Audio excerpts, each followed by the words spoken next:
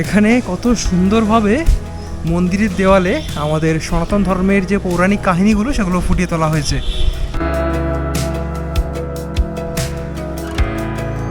শ্রীকৃষ্ণ গরু চড়াচ্ছেন, এটাও এখানে তুলে ধরা হয়েছে।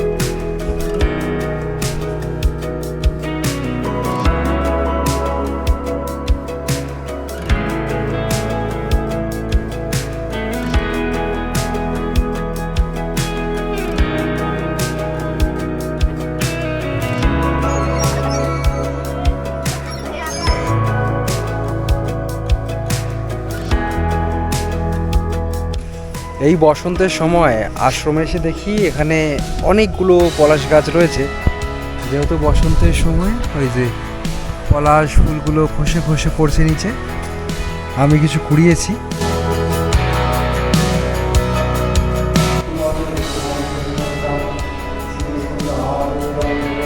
আর এই পাশে রয়েছে দামোদর, এই ঠিক আশ্রমের পাশ থেকেই বয়ে গেছে।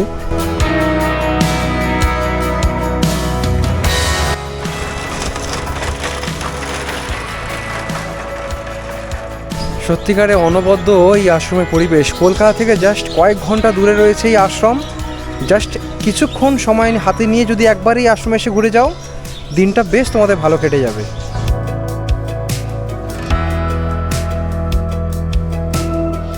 হে guys, welcome back to any episode. আজকে ব্লগটা শুরু করছি হাওড়া স্টেশন থেকে। বন্ধুরা, নতুন দিন আর বেরিয়ে পড়েছি একটা নতুন ডেস্টিনেশনের উদ্দেশ্যে।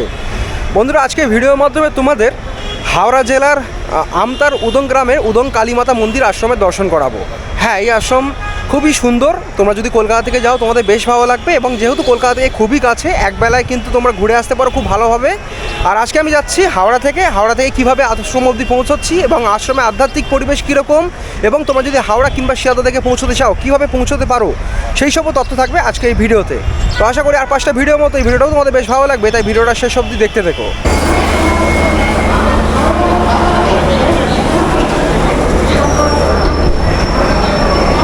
আটটার মেদিনীপুর লোকাল, এখন 8টা বেজে 37 মিনিটে 13 নম্বর প্ল্যাটফর্মে আসছে। এই ট্রেন ধরে এখন আমরা বাগনা নদী পৌঁছবো।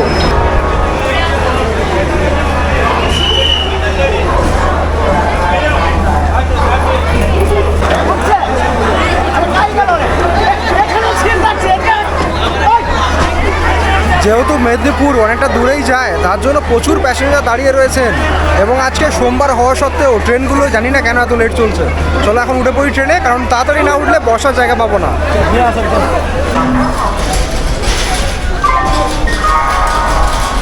বন্ধুরা, 8টার মেদিনীপুর লোকাল এখন 8টা বেজে 55 মিনিটে হাওড়া 13 নম্বর প্ল্যাটফর্ম থেকে ছেড়ে দিল।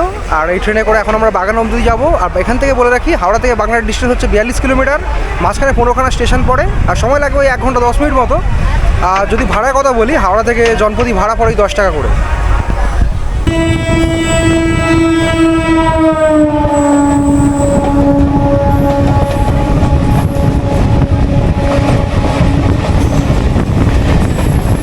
বাদাম ভাজা, মটর ভাজা,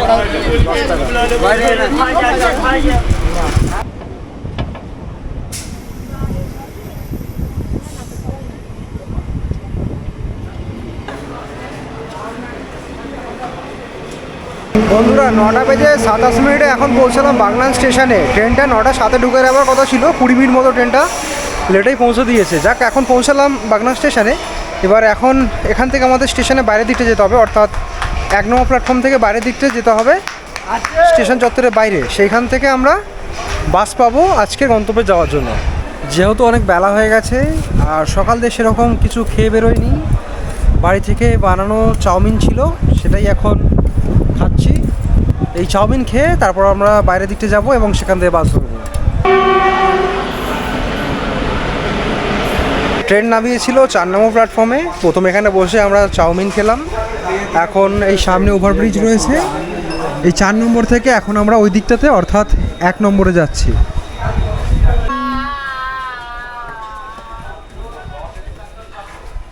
এক নম্বর প্ল্যাটফর্মে চলে এলাম এখন। আর স্টেশনের অবস্থা খারাপ, কাজ চলছে বোধহয় স্টেশনে। স্টেশন থেকে এখন আমরা বাড়ি দিকতে যাব। আর এটা হচ্ছে টিকিট কাউন্টার বাগনান স্টেশনের।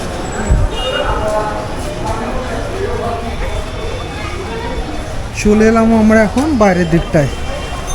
এই যে স্টেশন চত্বরের সামনে এলেই এখানে দেখতে পাওয়া যায় অনেক টোটো রয়েছে। এখান থেকে নানান জায়গায় যাওয়ার টোটো থাকে, কিন্তু আমরা আজকে বাসে করে যাব।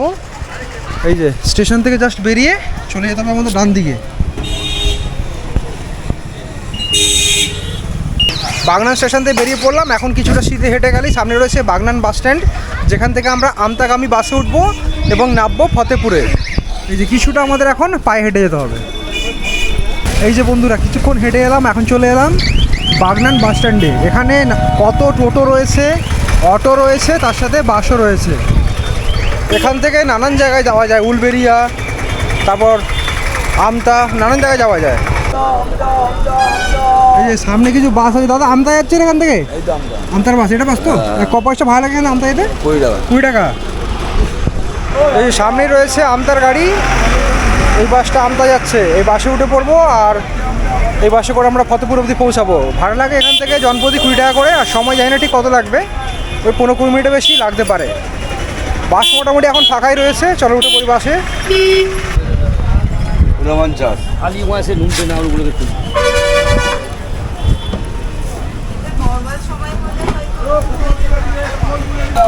বসার জায়গাও পেয়েছি, বাসও ছেড়ে দিয়েছে, এবার দেখা যাক ঠিক কখন পৌঁছাই।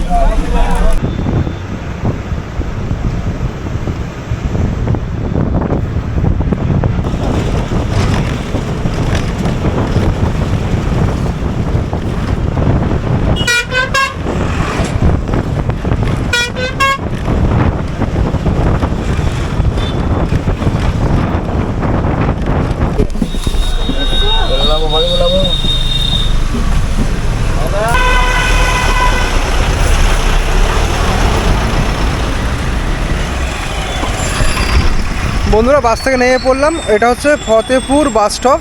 আর তোমাদের বলে দেই, বাস স্টপ থেকে নেবেই জাস্ট সিধে আমাদের বাঁদিকে চলে যেতে হবে। উদং কালীমাতা আশ্রম, এই গলি দিয়ে এখন আমাদের মিনিট 5-7 এখন হাঁটতে হবে।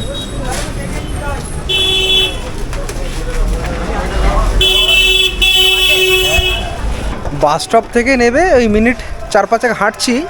আর বলে রাখি, এইখানে কিন্তু কোনো রকম টোটো পাওয়া যায় না, এই যে রাস্তাটা তোমাদের হেঁটেই যেতে হবে।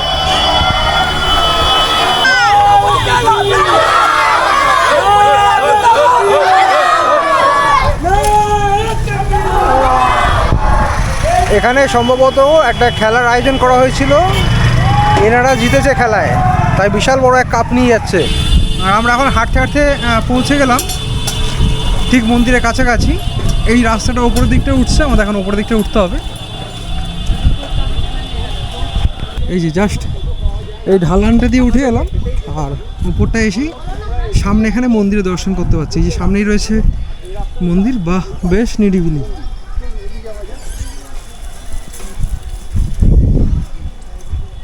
দেখো কি অপরূপ সুন্দর পরিবেশ, হয়তো দেখে বুঝতে পারছো। আর আমি এখানে এসে সত্যি আলাদাই এক অনুভূতি নিচ্ছি, মানে সত্যিকারে খুবই শান্ত পরিবেশ। চারদিকে গাছপালা, কত সুন্দর সুন্দর ঝাউ গাছ রয়েছে, বড় বড় ঝাউ গাছে অনবরত সরসর করে হাওয়া দিচ্ছে। আর এই মন্দিরে যাওয়ার পথে এরকম ছোট কয়েকটা দোকান থাকে, যে দোকানগুলোতে নানান ধরনের দেবদেবীর মূর্তি, তাছাড়া হাতে বাঁধার জন্য যে সুতো, সেই সুতো বিক্রি হচ্ছে।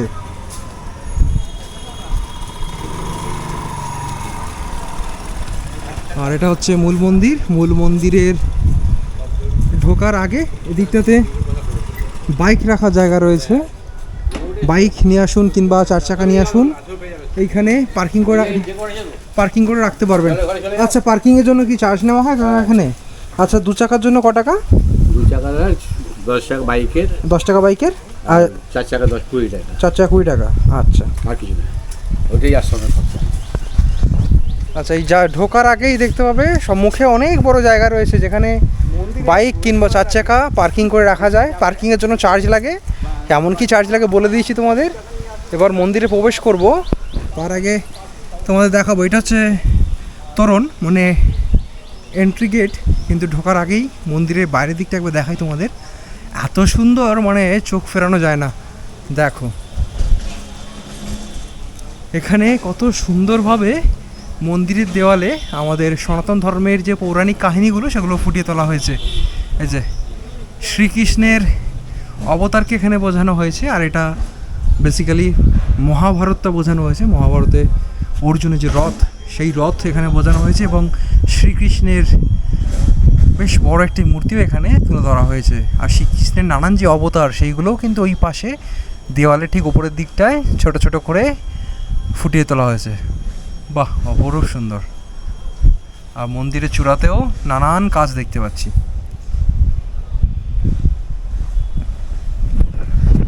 মন্দিরের বাইরে থেকে যদি এরকম দৃশ্য আমরা উপভোগ করতে পারি তাহলে ভেতরে আরও কতটাই না সুন্দর হবে। তো চলো এখন মন্দিরের ভেতরে প্রবেশ করব। এইটা হচ্ছে প্রবেশের তোরণ।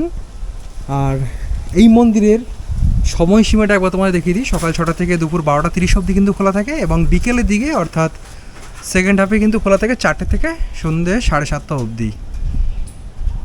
এই মন্দিরের ভেতরে এখন প্রবেশ করলাম।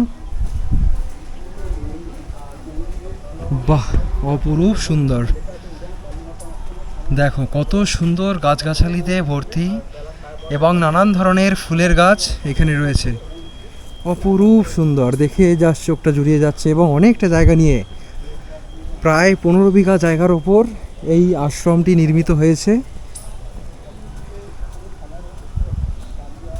অপরূপ সুন্দর। এই দেখো নানান ধরনের ফুলের গাছগুলো এখানে রয়েছে, যে কারণে এই বাগানটি সত্যিকারের অনবদ্য দেখতে লাগছে। এখানে ডালিয়া ফুল রয়েছে, এদিকটাতে আবার রয়েছে গোলাপ, নানান ধরনের নানান প্রজাতির গোলাপ এখানে রয়েছে।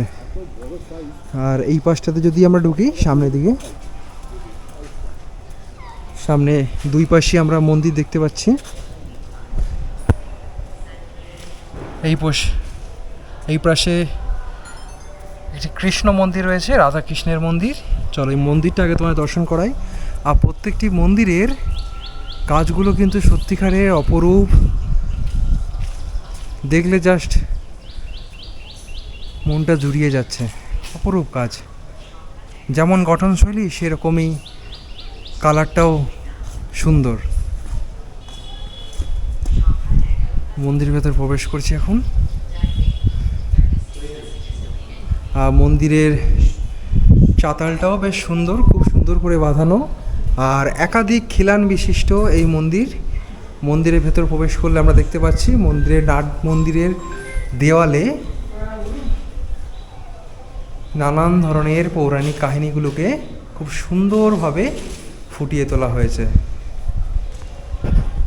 সম্ভবত শ্রী চৈতন্য মহাপ্রভুর জীবন কাহিনী এখানে তুলে ধরা হয়েছে।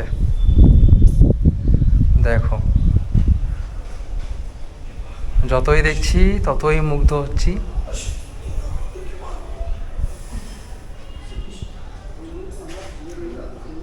অপরূপ সুন্দর। আর মূল গর্ভগৃহে বিরাজ করছেন শ্রীকৃষ্ণ এবং রাধিকার মূর্তি। এখানে শ্রীকৃষ্ণের যুগল মূর্তি রয়েছে। এই যে মূর্তিটাও সত্যিকারে খুবই সুন্দর, চোখ ফেরানো দায়। মন্দিরে ঘন্টাও রয়েছে।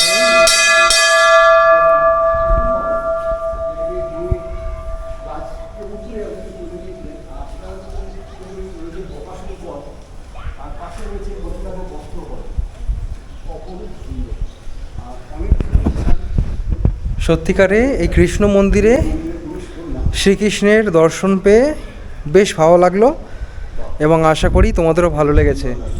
যাই হোক, এই মন্দিরটা আমরা দর্শন করলাম প্রথমে। আর মন্দিরের পুরো দেওয়ালটাতে অপরূপ সুন্দর কাজ রয়েছে। সত্যিকারে যত প্রশংসা করি ততই কম। আর এই পাশে আর একটি মন্দির রয়েছে, একে একে সবই তোমাদের দর্শন করাবো। এই যে এই আরেকটি মন্দির।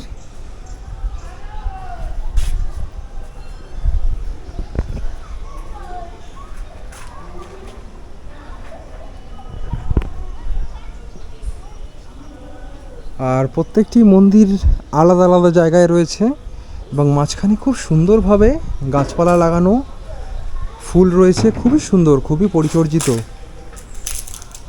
যারা এই আশ্রমে দায়িত্বে থাকেন খুবই সুন্দরভাবে পরিচর্যা করে থাকেন।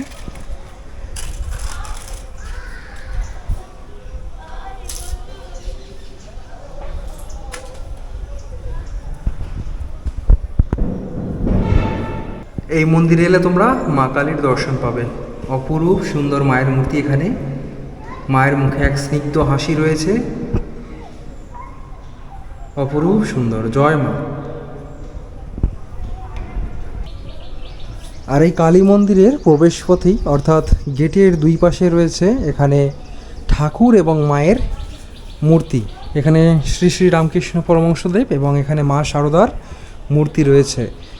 আর এই মন্দিরটা আরও কয়েকটি গেট রয়েছে, সেই গেটগুলোতেও নানান ধরনের মূর্তি আমরা এখানে দেখতে পাচ্ছি। এখানে নানান ধরনের ঋষিমুনির মূর্তিও রয়েছে।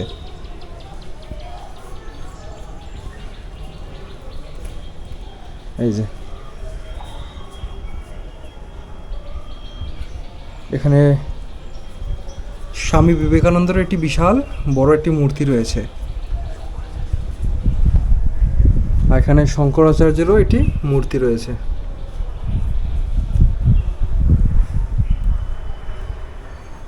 এই যে সবার নাম আমি ঠিক জানি না এবং এখানে লেখাও নেই।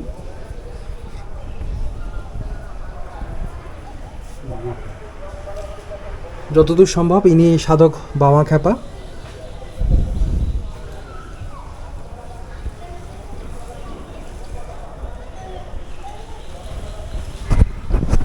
অপরূপ সুন্দর, মানে এখানে মায়ের দর্শন করলাম, সত্যিকারে মুগ্ধ হলাম। আর এই মন্দিরের প্রবেশ পথে এখানে ধূপ মোমবাতি জ্বালানোর একটি স্থান রয়েছে, যেখানে আগত ভক্তরা এসে এখানে ধূপ মোমবাতি জ্বালাতে পারেন। আর মন্দিরের চূড়াটা একবার তোমাদের দেখিয়ে দিই। এই যে খুব সুন্দরভাবে তৈরি। এই মন্দিরের গঠনশৈলী দেখে সত্যিকারে মুগ্ধ হতে হয়। মন্দিরের চূড়াতে দেখতে পাচ্ছি ছোট ছোট পরীর মূর্তিও রয়েছে। আর বাগানটা এত সুন্দর হওয়ার কারণ এখানে এই যে যারা এখানে সেবায়েতরা রয়েছেন অক্লান্ত পরিশ্রম করেন। এই যে দেখেন এখানে এখন জল দিচ্ছেন এনারা। সত্যিকারে এত সুন্দর পরিচর্যার কারণে বাগানটি এতটা সুন্দর।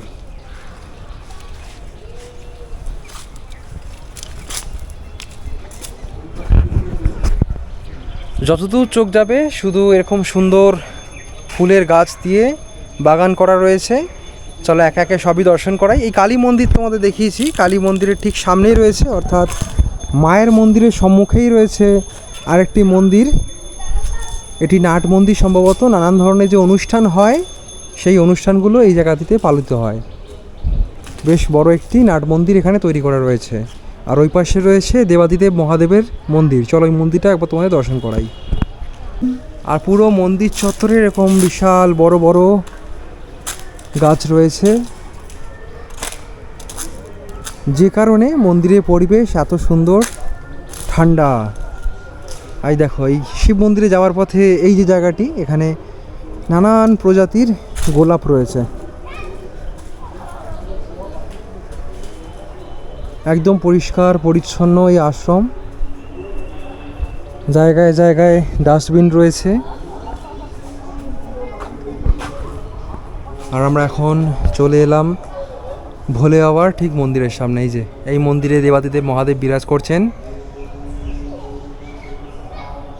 আর মন্দিরের সামনে একটি নন্দী মূর্তিও দেখতে পাচ্ছি। আমরা এখন মন্দিরে প্রবেশ করব।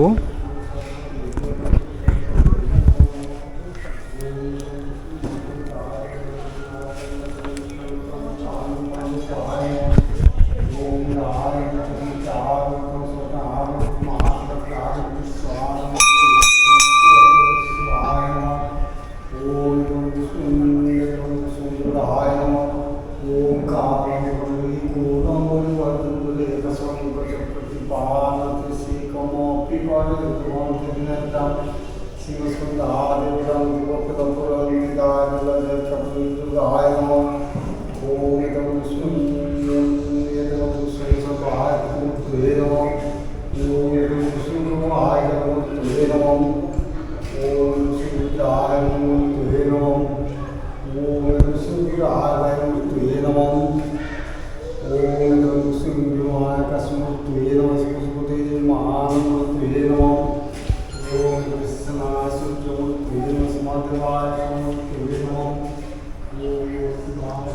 আর এই আশ্রমের প্রত্যেকটি মন্দির, যেমন এই শিব মন্দিরে এখন আমি এলাম, তাছাড়াও এর আগে যতগুলো মন্দির তোমাদের দেখালাম, প্রত্যেকটি মন্দিরের সাইডে কিন্তু অনেকটাই জায়গা রয়েছে যাতে এখানে আগত ভক্তরা মন্দিরটি প্রদক্ষিণ করতে পারেন। এই যে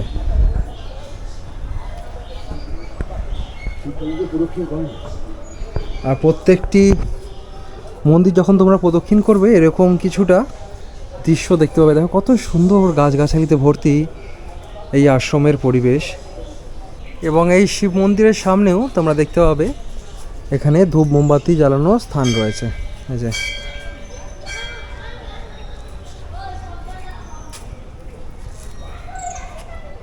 অপরূপ সুন্দর, মুগ্ধ করার মতো এখানকার পরিবেশ। এবং এই পাশে রয়েছে আরেকটি মন্দির, এই মন্দিরটা এখন দর্শন করব।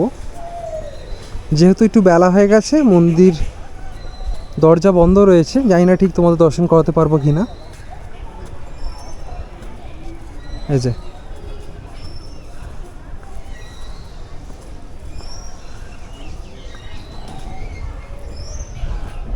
অপরূপ সুন্দর। আচ্ছা, এটি বড় ঠাকুরের মন্দির। জয় শনিদেব।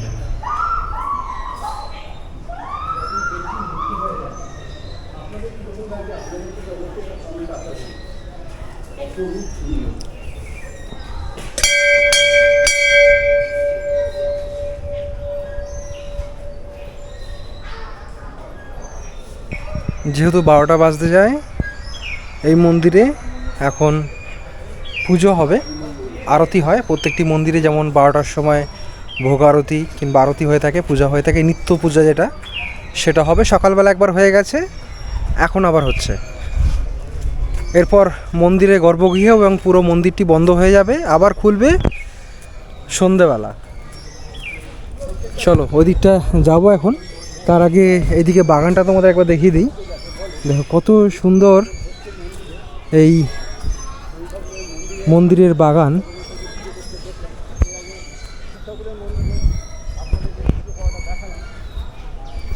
খুবই সুন্দরভাবে পরিচর্যিত এই মন্দির বা আশ্রমের পুরো বাগান চত্বরটি।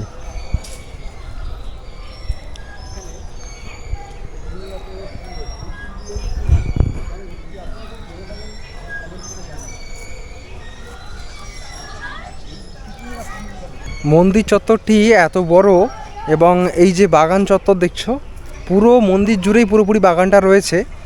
এবং এখানে যারা এই মন্দিরের সেবায়িত রয়েছেন কিংবা এই মন্দিরের সাথে যারা যুক্ত, তারাই নিজ হাতে এই পুরো বাগানটিকে পরিচর্যা করেন এবং খুব সুন্দরভাবে এই বাগানটিকে টিকিয়ে রেখেছেন।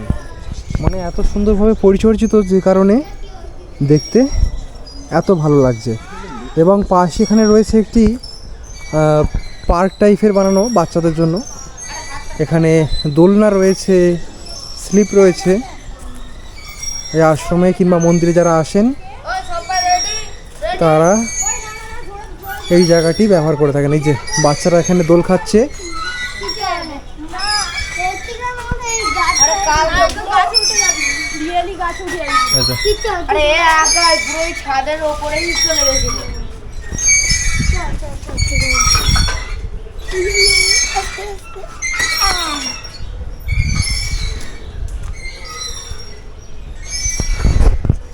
শুধুমাত্র যে ফুলের গাছ তা নয়, নানান প্রজাতির এখানে ফল ফুলেরও গাছ রয়েছে। যেমন এটা আম গাছ দেখতে পাচ্ছি, আম গাছ, জাম গাছ, কাঁঠাল গাছ, আরও অনেক ভেষজ গুণ সম্পূর্ণ গাছ কিংবা বৃক্ষ এখানে রয়েছে। আর এই পাশে তোমার দেখালাম, এই জায়গাটায় পার্ক রয়েছে একটা, যেখানে বাচ্চারা এসে দোল খাচ্ছে। এবং এই পাশে যদি তোমায় দেখাই, এই পার্কের ঠিক পাশেই রয়েছে একটি জায়গা যেখানে খুব সুন্দরভাবে নানান ধরনের মাছ এবং পাখি সংগ্রহ করে রাখা রয়েছে। এই জায়গাটা অ্যাকোয়ারিয়াম রয়েছে, দেখো এই যে।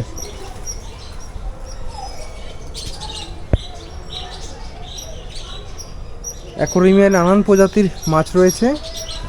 এবং এইখানে রয়েছে পাখিদের কেজ, যেখানে নানান ধরনের বিদেশি বার্ড, যেমন ওই বদ্রিকা এবং আরও কিছু প্রজাতির পাখি আমরা দেখতে পাচ্ছি এখানে।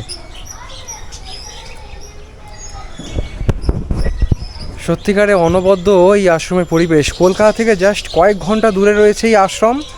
জাস্ট কিছুক্ষণ সময় হাতে নিয়ে যদি একবার এই আশ্রমে এসে ঘুরে যাও, দিনটা বেশ তোমাদের ভালো কেটে যাবে।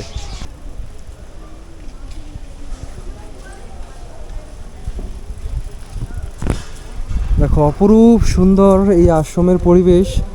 এদিকে যতগুলো মন্দির ছিল সব তোমাদের দর্শন করিয়েছি, এবং এই পাশে রয়েছে একটি কার্যালয় যেখানে এই আশ্রমের বিভিন্ন কাজগুলো সম্পূর্ণ করা হয়।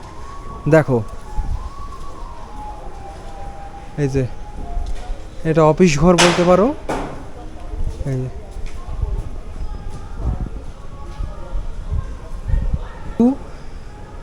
ভক্ত বৃন্দদের উদ্দেশ্য করে লেখা রয়েছে। এখানে যারা আসছেন যদি মনে করেন এখানে এসে পুজোর জন্য কিছু দান করে যাবেন, অর্থাৎ পুজোর জন্য একটু সেবা দেবেন, তাহলে অবশ্যই এই অফিস ঘরে এসে যোগাযোগ করে আপনাদের সাধ্যমতো এখানে এসে সেবা দিতে পারেন, যেগুলো পুজোর কাজে লাগে। আর এই পাশে রয়েছে দামোদর, এই ঠিক আশ্রমের পাশ থেকেই বয়ে গেছে, যে কারণে এই আশ্রমটি আরও সুন্দর হয়ে উঠেছে। আর এই দামোদর নদীর ঠিক পাশেই রয়েছে একটি পলাশ গাছ। দেখো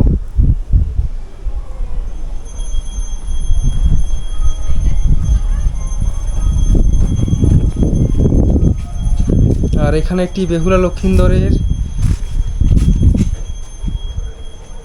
মূর্তি দেখতে পাচ্ছি।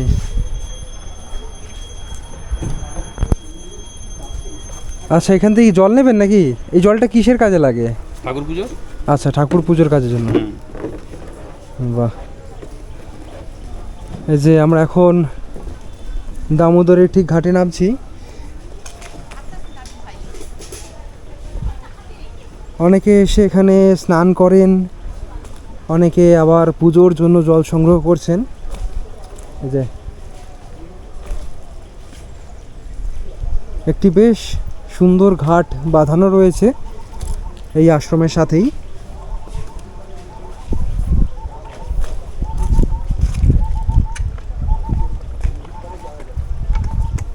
এগুলো কি পুজোর জল নাকি? আচ্ছা,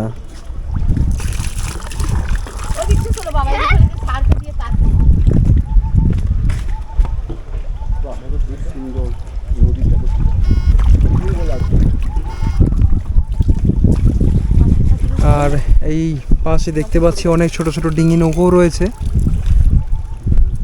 আর অনবরত বয়ে চলেছে এই দামোদর নদী। আর এই ঘাটে দেখতে পেলাম অনেক মূর্তিও রয়েছে। আশেপাশে পুজো হলে সেই ঠাকুরগুলো কিন্তু এই দামোদর নদীতেই ভাসান দেওয়া হয়। এবং এই ঘাট সংলগ্ন একটি বটবৃক্ষ দেখতে পাচ্ছি, যেখানে অনেক মূর্তি রাখা রয়েছে। আশেপাশে গ্রামবাসীরা নানান পুজোর পর দেবদেবীদের মূর্তি এখানে রেখে দিয়ে যান, বিশেষ করে এই যে কার্তিক মূর্তি, সেগুলো সব এখানে রেখে গেছেন। আর এই পাশেও দেখতে পাচ্ছি কিছু রয়েছে। আর এই নদী সংলগ্ন কিছুটা জায়গা রয়েছে ঠিক আশ্রম সাথে লাগোয়া, পাঁচিলের ঠিক পাশেই রয়েছে। এই জায়গাটাও বেশ অপরূপ সুন্দর লাগছে, একদম ঠান্ডা জায়গাটি। আশ্রমের বাইরে বেশ গরম থাকলেও এই জায়গাটি বেশ ঠান্ডা। নানান ধরনের গাছগাছালি যেহেতু এখানে রয়েছে, এই পরিবেশটিকে ঠান্ডা করে তুলেছে। যদি এখানে কোনো ভক্তরা আসেন আর এই দামোদরের জলে যদি স্নান করেন, স্নান করে ধরুন মন্দিরে পুজো দিলেন, সেই ক্ষেত্রে এই পাশে রয়েছে চেঞ্জিং রুম, এই যে লেডিস বলে এখানে দেওয়া রয়েছে, দিকটাতে যাওয়া যায়। এগুলো আপনারা চাইলে ব্যবহার করতে পারবেন সেই সময়। আর এই দিকটা রয়েছে এই যারা এই মন্দিরের কাজের সাথে যুক্ত সেবায়িত, তাদের থাকার জায়গা। এই যে তাছাড়াও যদি ওয়াশরুমের কথা বলি, প্রত্যেকটা মন্দিরে কিংবা আশ্রমে গেলে তোমাদের আমি সেখানে টয়লেট কিংবা ওয়াশরুমের ব্যবস্থা দেখাই। এই মন্দিরও রয়েছে ওই পাশটাতে। এই যে অনেকটা জায়গা জুড়ে এই আশ্রম কিংবা মন্দির। এখানে যখন তোমরা প্রবেশ করবে, প্রবেশের সাথে সাথেই এই ডান দিকে দেখতে পাবে এই পাশে রয়েছে ওয়াশরুম, যেটা তোমরা চাইলেই ব্যবহার করতে পারো। আর এই পাশে মহারাজদের বর্তমানে থাকার জায়গা।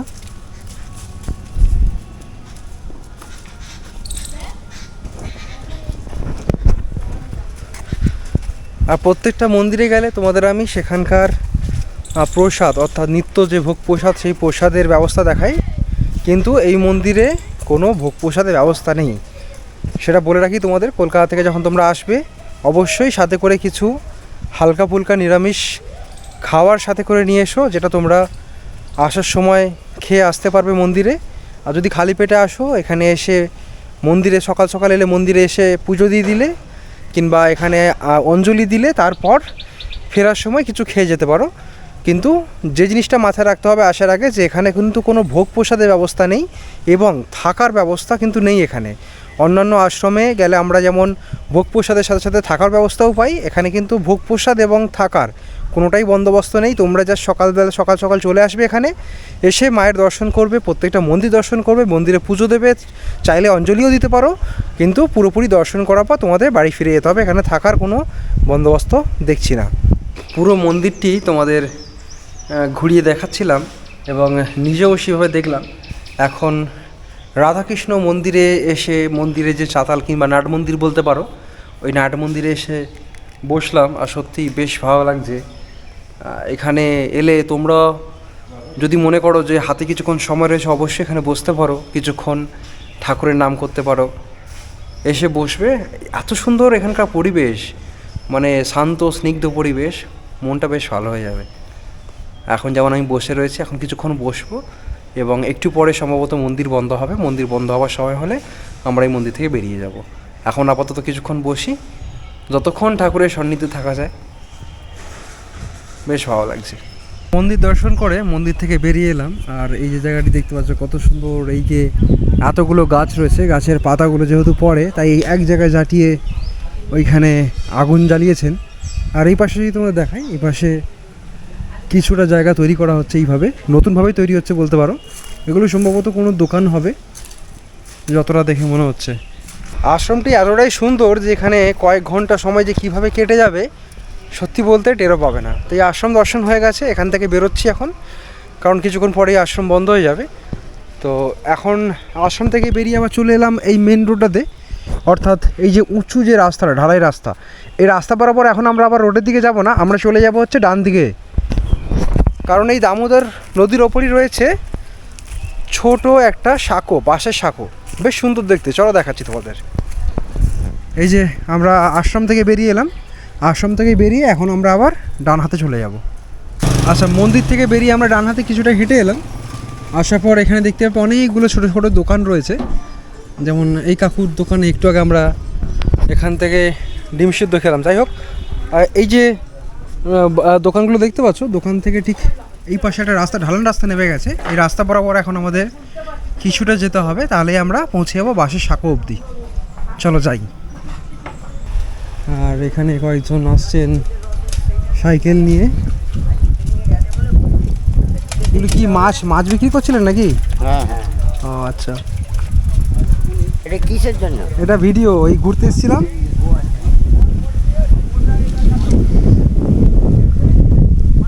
বাহ, হেভি লাগছে, কি সুন্দর হাওয়া আসছে আর গাছের পাতাগুলো খসে খসে পড়ছে, দুর্দান্ত লাগছে। অপরূপ সুন্দর এই গ্রাম্য পরিবেশ। কলকাতা থেকে জাস্ট একদিনের ছুটিতে কয়েক ঘন্টার জন্য এখানে এসে যদি ঘুরে যাও, সত্যিকারে মুগ্ধ হবে। আর এখানেও দেখতে পাচ্ছি কিছু দোকানপাট রয়েছে সামনের দিকটা। আর সম্ভবত আমরা এখন চলে এসেছি ওই বাঁশের সাঁকোর ঠিক সামনেটা।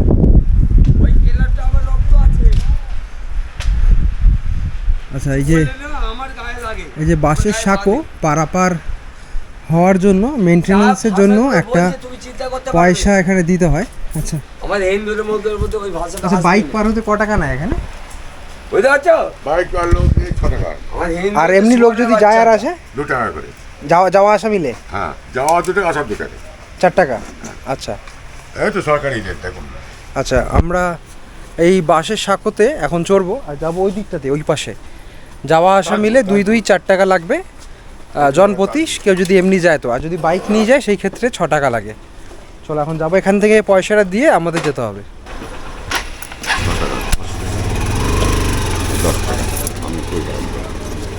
এই যে বাঁশের সাঁকোটা, এটা মেনটেনেন্স করার জন্য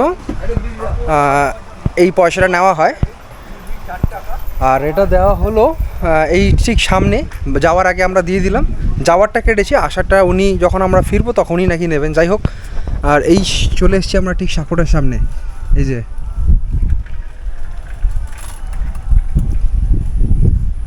এটা কিন্তু সরকারি অনুমোদন পাওয়া, সরকারের আন্ডারেই রয়েছে, সেই হিসাবে টাকাটা নেওয়া হচ্ছে। সেই নোটিশও এখানে রয়েছে। যাই হোক, এই যে গাড়ি চেপে পারাপার হবেন না। এই বাসের সাঁকো দিয়ে যাচ্ছে, আর 2 পাশে দেখতে পাচ্ছি এরকম নৌকো রয়েছে। দেখো, এই বাসের সাঁকো দিয়ে এখন পার হব। আর দেখতে পাচ্ছি এই দামোদর নদীতে মাছ ধরার যে নৌকো, সেই নৌকো রয়েছে। আর এদিকে অনেকে স্নানও করছেন। দেখো কত সুন্দর লাগছে এই দামোদর। আর ধীরে ধীরে প্রবাহিত হচ্ছে জল, কিন্তু এখানে স্থির নয়, ধীরে ধীরে প্রবাহিত হচ্ছে। বেশ ভালো লাগছে। আর নদীটা সুবিস্তৃত, অনেক দূর অবধি দেখতে পাচ্ছি। আর এখানে প্রচুর এরকম মাছ ধরার নৌকো বলতে পারো, কিংবা নানান কাজে যে ব্যবহৃত হয় নৌকো, সেই নৌকো রয়েছে। বাহ, এ আলাদাই এক এক্সপিরিয়েন্স।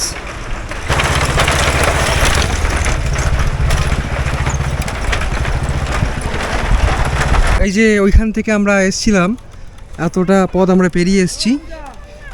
আর এখন ঠিক এই পাশটাতে, অর্থাৎ বিপরীত প্রান্তে আমরা চলে এলাম। এই যে হাঁটতে হাঁটতে, আর এই নদীতেই আশেপাশে গ্রামে যত মূর্তি রয়েছে সব এইখানেই বিসর্জন হয়ে দেখতে পাচ্ছি। এখানে অনেক দেবদেবীর মূর্তিও রয়েছে।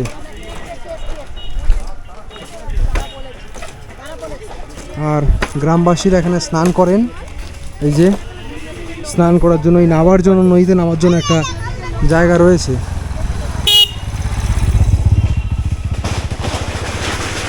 খুব সুন্দর মনোরম এই পরিবেশ। এই সাঁকোটার তে এলাম, বেশ ভালো লাগলো। এই যে ওপার থেকে আমরা ঠিক এপারে এলাম, এই যে এক্সপিরিয়েন্সটা, সেটাই তোমাদের সাথে শেয়ার করার জন্যই এপারে আসা। আর এপারে চলে গেছে এই রাস্তাটা দেখতে পাচ্ছি। এই রাস্তাটা অনেক দূর অবধি বিস্তৃত রয়েছে, কংক্রিটের রাস্তা। পাশেই রয়েছে একটি গ্রাম।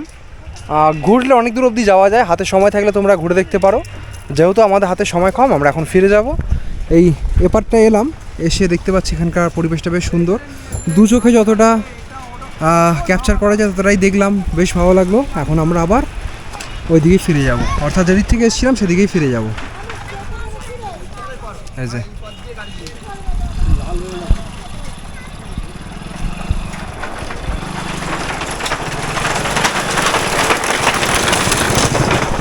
বন্ধুরা, তোমাদের আশ্রম দর্শন করালাম এবং এখানকার যে বাঁশের সাঁকো সেটাও দেখিয়েছি। এখন আবার ঠিক এই আশ্রমের কাছাকাছি এসে গেছি। এইদিকে আশ্রম আর এদিকে ওই বাঁশের সাঁকো।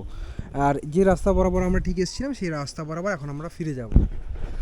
তো আজকে ভিডিওর মাধ্যমে তোমাদের দেখালাম এত সুন্দর একটা আশ্রমে কী করে তোমরা আসতে পারো, এখানকার আধ্যাত্মিক পরিবেশ কীরকম, কেমন কী সুযোগ সুবিধা রয়েছে এবং কীভাবে ঠিক আসা যায়, প্রত্যেকটা খুঁটিনাটি তথ্য দিয়ে দিচ্ছি আজকে এই ভিডিওতে। তো আশা করি আজকে ভিডিওটা তোমাদের ভালো লেগেছে। যদি ভালো লাগে অবশ্যই ভিডিওটা লাইক করে দিও, তোমাদের মতামত কিন্তু অবশ্যই কমেন্ট করে জানিয়ে দিও এই ভিডিওটা কেমন কী লাগলো। আর চ্যানেল যদি নতুন হও কিংবা এই ধরনের কন্টেন্ট যদি দেখতে চাও, চ্যানেলটা কিন্তু অবশ্যই সাবস্ক্রাইব করে পাশে থাকতে পারো। তো দেখা হবে এই ধরনের কোনো ইন্টারেস্টিং ভিডিওতে, ইন্টারেস্টিং কোনো কন্টেন্ট নিয়ে। Till then bye bye, take care, have a nice day, bye bye bye bye bye bye bye by.